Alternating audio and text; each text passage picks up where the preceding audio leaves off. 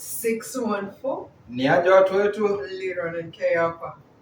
Umekwaje mtu wangu? Sambamba. Nakuona. Siku imekuwa poa. Imekuwa poa sana. Unajua kila mara tunaposhiriki na watu wa mbali kutoka sehemu mbalimbali na haswa watu wa kutoka nyumbani tunasikia ni kama ambao tuko nyumbani bado. Yes. I think a favorite time yangu hapa kwa hii nchi ni summer time. Summer inakuwa mzuri. Inakuwa poa sana, kuna graduation, kuna functions too more. So one of the functions zenye tumetoka leo ni to celebrate Madaraka Day, which was in June 1st, but kwa sababu ya mambo hapa na pale, then it had to be done today, which is the 29th of June, where a couple of Kenyans came together just to celebrate Madaraka Day. It was not even only Kenyans. We had a lot of someone from Eritrea. Yes. We had American people from here. Yeah. So and people appreciate coming to eat with us. Mainly, it's really good for people to see the kind of food that we eat. Yeah. And basically our culture. That's true. That's true, right? Now, before even we went for that function, we were talking about how it has become, with the age that we are at right now, we are at that age that either our parents are sick, or even people of our age are not doing well health-wise. And we are also losing a lot of people. And like in our community, what we do mostly is that we like to contribute when someone has passed on. When someone has passed on, we like to contribute. I think it's something we've moved with for a long time. That's what we've been cultured to do. An African ancient thing. Yeah, it's really we fear the dead. And we want to give the dead a befitted burial. Yes. But most of these dead people, when they were living, we never took care of them. It's true. And that is a topic that we probably need to on how we should be treating people even before. With our African culture, some people say you don't talk about the dead, you don't. Some cultures are long gone. We have to set our house. We have to talk about things so that we can set them. Exactly. We cannot carry forward the problems of our forefathers and say we are okay. Right. Times have changed. Times have changed. We need to do better. We need to do better. And since we are still dying, either way. There's not the most assured thing is that you will die. No, there are two most assured things in life: your bills and death. One or the other. And and even death is a bill. It becomes a bill because, like we were saying, right now in like a month, you're spending more than, let's say you had budgeted, for miscellaneous, you budgeted like $100 a month.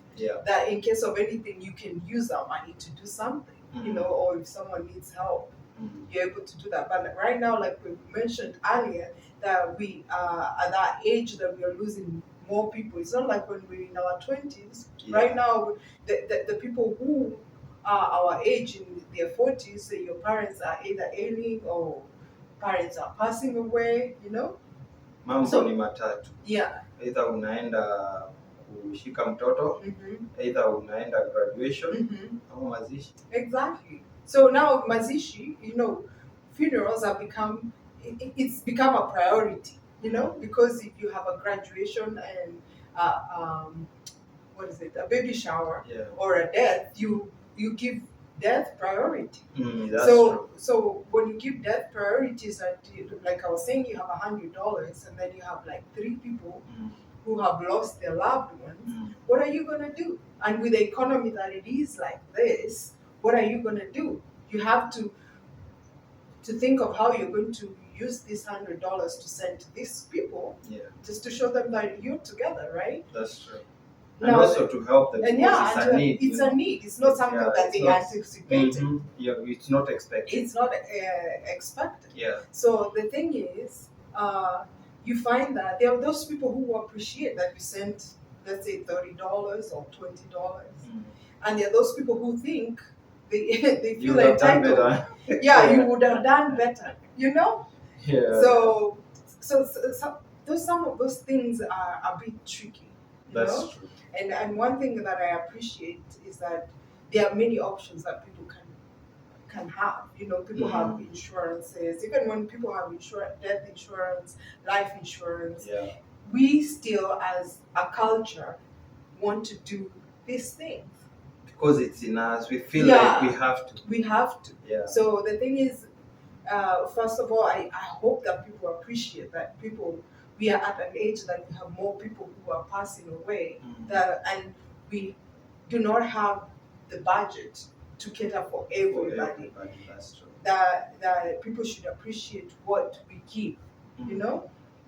However, there is also like the function you are at, that they have this community. The Kikuyu community has come up with a it's an organization whereby you contribute. First, you put down the names of your family members, like your wife. You register your wife, your kids, your father, your brothers, your sisters, and even I think not grandfather and grandmother. No, it's just immediate. It's immediate family. So when anything happens to either of your family member, they give you 3,000. Yeah, which we contribute as members. Yeah, $20. You know, is it per family or per head? Per person. Per person. So me and you, we have to contribute $40. Yeah. But if anything happens, God forbid, that money is given to one of us to help cater for the burial. So 3,000 to cater for your expenses. Especially, you know, some of us, most of our family members are out home. Of here. Yeah, so 3,000 will be for you, maybe to go home or wherever, and they give you this money within 24 hours, so that you can be able to. So those are the good parts of being part of community. Yeah. You know, you be in the community groups. Yeah. And there's this other one that they even take the body from here to home. Yes. He was there and he was explaining about it. Yes. Which I think is also, because sometimes family members will say we want to bury our person here. Yes, it's called Our. Yeah. Africa Welfare Association. Okay, so can you tell us a little bit about it? So it's a non-profit organization that gives services to people in the diaspora. Diaspora doesn't mean only here, anywhere. In the diaspora. And their mission is to bring peace. I'm going to put all these details. Okay, and the best thing about what I heard him saying, he said if you pay for it and you're not even here, you're back home, and anything happens, still, if your people want you to be brought here, they will bring you here. They will bring the body here. Yeah, they do according to the wishes of the bereaved. Yes, they cover the cost associated with transporting a member's body back to their home country in the event of a death. So they actually give you peace of mind. It's around 15,000, they say. The travel assistance, they give travel assistance services to your family members, so long as they're children. If your dependents are at least 26 years and younger. Yeah, and the best thing about it, the money you pay per year covers your kid no matter how many you have. Yes. It's just like they're charging the parent, not the kids. Yeah.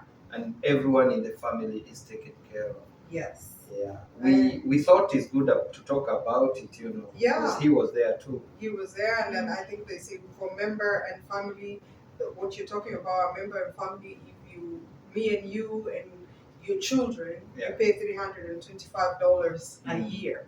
So for as long as you live, but that means you have peace of mind. $325 is how much? Is We, per year? It's not a lot of money, by the way, compared to how much money.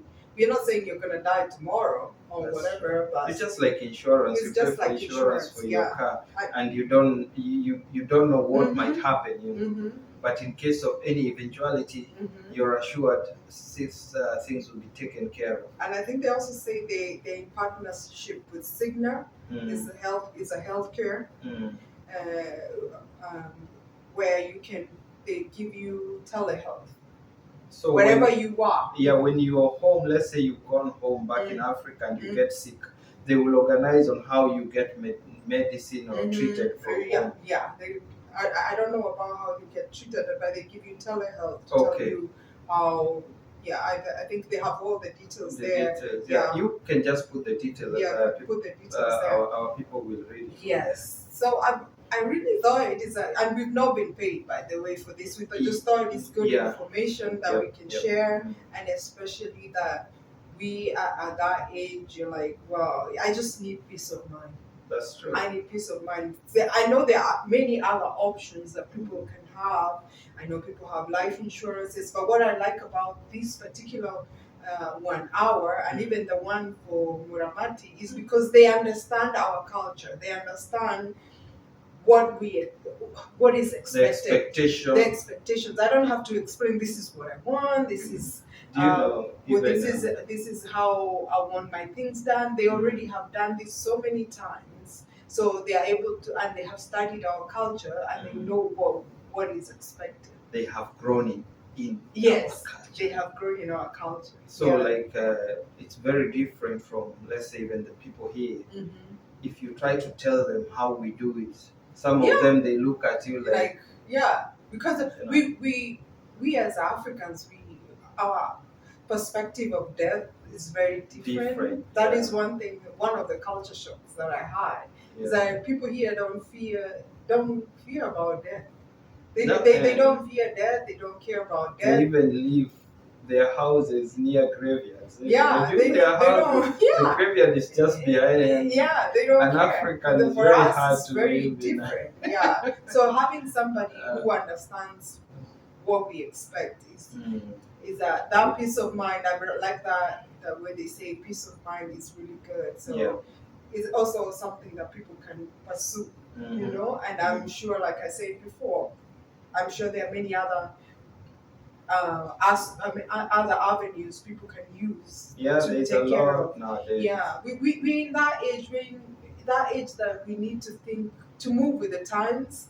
We are in that age that we are taking care of more than more than our immediate family. Right. We're in that age that you have friends, you have relatives, you have your parents, you have your kids, and it's a lot. It's a lot because a lot is expected from you. That's the age we are in, and we cannot do nothing about it. Yeah, we have to accept that's where we are. And it's not going to get any easier. Oh no, it's not going to get any easier. And we are not saying people should not help with mchango and anything, but such organizations, they boost and make it even more easier for you when you have something, because you don't have to. Sometimes people, they get like someone will call you and say, we've lost someone.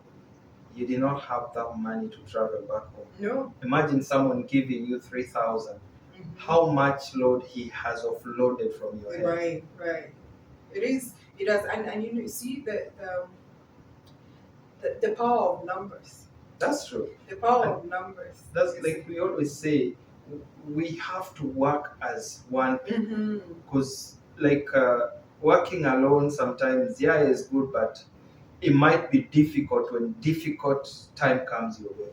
Yes. And I think one of the speakers, I remember the doctor from what is it?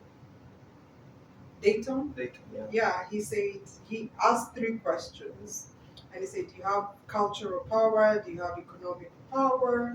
Do you have a voice in this country? Do you have cultural power? When you come together, you got cultural power. When you come together, you can get economic power, and when you come together, you have a voice.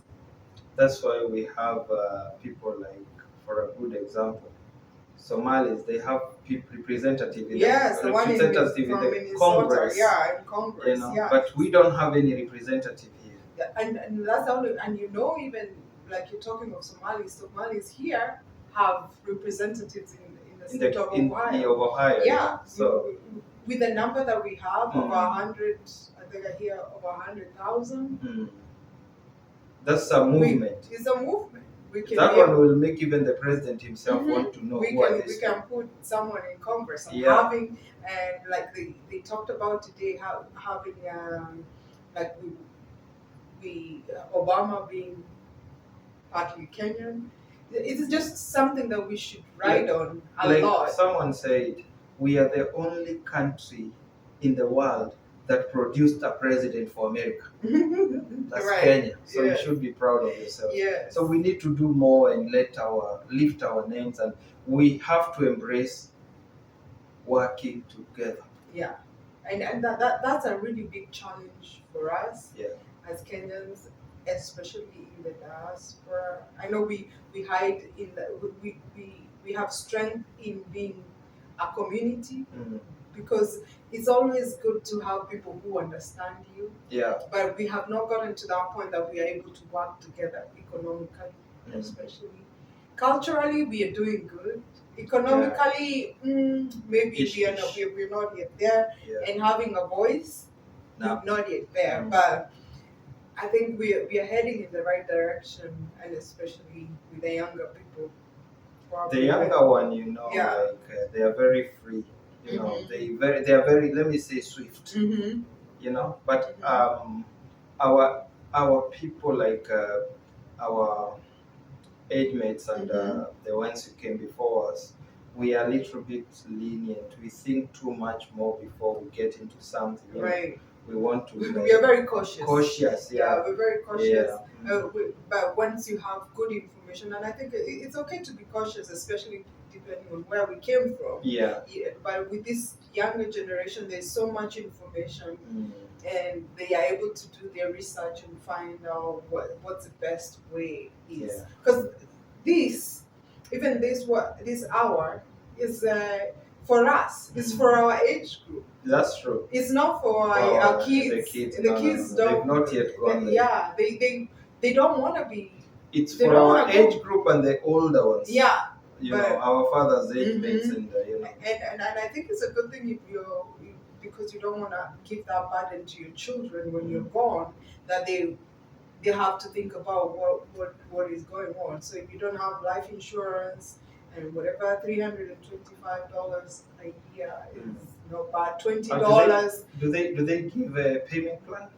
I don't know. Maybe that's something you can ask. When you put the details, someone can talk to them, can email them, and because I think maybe they have a way of doing a payment plan. Yeah. Maybe. And this other one, the Muramati one is $20, I think, to join, and then $20 every time somebody loses. A member loses a member of the family. Yeah. So it's up to you to decide, and I'm sure like we mentioned, there are many others that you can look into. Yeah. So let's move with the times. That's true. Let's move with the times. Yeah. And I think our generation should now start thinking also about doing some will. That's things. Those are things we don't do. We don't talk about. We don't talk about death, and we don't do wills. Then, if anything happens, there's a lot of commotion. So we have to embrace doing our will, and also trying to work forward towards death, because it's inevitable. It's inevitable. That's a sure bet. Yeah, the sure bet. You just need peace of mind, and you need people who understand what is expected of your cultural expectations. And with that, bye-bye.